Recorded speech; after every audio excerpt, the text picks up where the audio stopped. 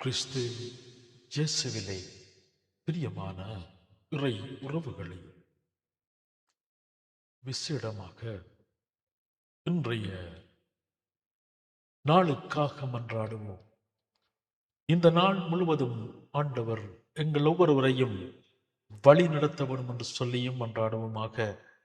இன்னும் இந்த நாட்களிலே எங்கள் ஒவ்வொருவருக்கும் அருகிலே இருந்து ஆண்டவர் எங்கள் ஒவ்வொருவருடைய உயிரையும் பாதுகாக்க வேண்டும் என்று சொல்லி மன்றாடுவோம்.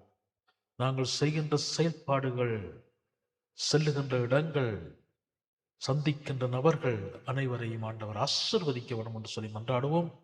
இன்றைய நாளிலே ஆண்டவரோடு ஆண்டவருடைய பிரசன்னத்துக்காக வேண்டி மன்றாடுவோமாக. அன்பான உறவுகளே, இன்றைய நாளிலே ஆண்டவர் தருகின்ற இறை வார்த்தைக்கு செவிமடுப்பமாக. மத்தேயு எழுதிய நற்செய்தியில் இருந்த வாசகம், அதிகாரம் 15, வசனங்கள் 21 தொடக்கம் 28 முடிய. அக்காலத்தில் இயேசு தீர், சீதோன் ஆகிய பகுதிகளை நோக்கி சென்றார். அவற்றின் எல்லை பகுதியில் வாழ்ந்து வந்த கனானிய பெண் ஒருவர் அவரிடம் வந்து, ஐயா, தாவீதின் மகனே, எனக்கு இரங்கும், என் மகள் பேய் பிடித்து கொடுமைக்கு உள்ளாகி இருக்கிறாள் என கதறினார். ஆனால் இயேசு அவரிடம் ஒரு வார்த்தை கூட மறுமொழியாக சொல்லவில்லை. சீடர்கள் அவரை அணுகி, நமக்கு பின்னால் கத்திக்கொண்டு வருகிறாளே, இவரை அனுப்பிவிடும் என வேண்டினர். அவரும் மறுமொழியாக, இஸ்ராயேல் குலத்தாருள் காணாமல் போன ஆடுகளாய் இருப்போரிடமே நான் அனுப்பப்பட்டேன் என்றார். ஆனால் அப்பெண் அவர் முன் வந்து பணிந்து, ஐயா, எனக்கு உதவியருளும் என்றார். அவர் மறுமொழியாக, பிள்ளைகளுக்குரிய உணவை எடுத்து நாய்க்குட்டிகளுக்கு போடுவது முறையல்ல என்றார். உடனே அப்பெண்ணன், ஆம் ஐயா, ஆனாலும் தங்கள் உரிமையாளரின் மேசையில் இருந்து விழும் சிறு துண்டுகளை நாய்க்குட்டிகள் தின்னுமே என்றார். இயேசு மறுமொழியாக, அம்மா, உமது நம்பிக்கை பெரிது, நீர் விரும்பியவாறே உமக்கு நிகழட்டும் என்று அவரிடம் கூறினார். அந்நேரம் அவர் மகளின் பிணி நீங்கியது. இது வாழ்வு தரும் கிறிஸ்து இயேசுவின் நற்செய்தி. பிரியமானவர்களே, இன்றைய இந்த இறை வார்த்தையினூடாக ஆண்டவர் எங்களுக்கு தருகின்ற செய்தி,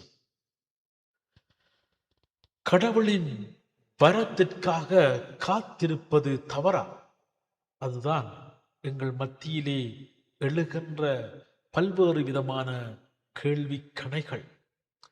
அந்த வரம் உடனே கிடைக்க வேண்டும் என்று நாங்கள் எல்லோருமாக காத்திருக்கின்றோம். ஆனால் வரம் காலம் தாழ்த்தி எங்களுக்கு கிடைக்கின்றது. சில நேரங்களில் உடனே கிடைக்கின்றது, சில நேரங்களில் உடனே எங்களுக்கு காட்டப்படுகின்றது கடவுளுடைய அருளால். கடவுள் நல்லவர். நம்பிக்கையோடு நாம் கேட்ட அனைத்தையும் நமக்கு தரக்கூடியவர். ஒரு சில நேரங்களில் நாம் கேட்ட மன்றாட்டுக்கள் அனைத்தும் மிக விரைவில் கிடைப்பதில்லை. சில நேரங்களில் நாம் காத்திருந்துதான் பெற வேண்டியிருக்கும். நம் அன்பு கடவுள் நம்மை அதிகமாகவே அன்பு செய்கிறார். அவர் நமக்கு எதையும் தராமல் மறப்பதில்லை. மாறாக வாரி வழங்கும் வள்ளல் அவர். பால் குடிக்கும் தன் மகவை தாய் மறப்பாளோ?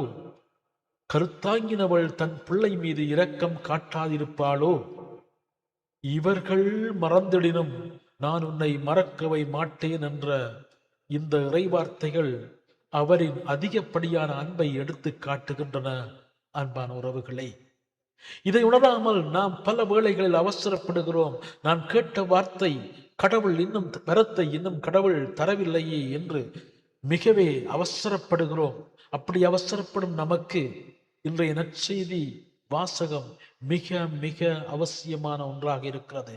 கனானிய பெண் பேய் பிடித்திருந்த தன் மகள் குணம் பெற அவள் மேற்கொண்ட முயற்சிகள் அனைத்தும் நமக்கு வியப்பை தருகின்றன. தன் மகளுக்கு பேயிலிருந்து விடுதலை கிடைக்க கத்துகிறார்.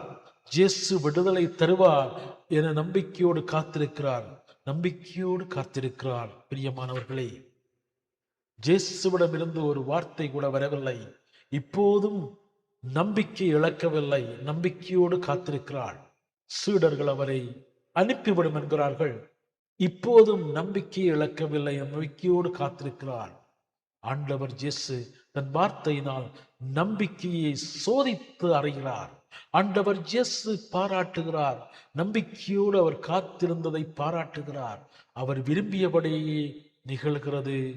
மனதில் அவருக்கு சந்தோஷம் கிடைக்கின்றது. பிரியமானவர்களே, மன்றாடுவோம். எங்களுடைய வாழ்க்கையிலே நாங்களும் சில வகையான பிரச்சனைகளோடும் அங்கலாய்ப்புகளோடும் எதிர்பார்த்து கொண்டிருக்கின்றோம்.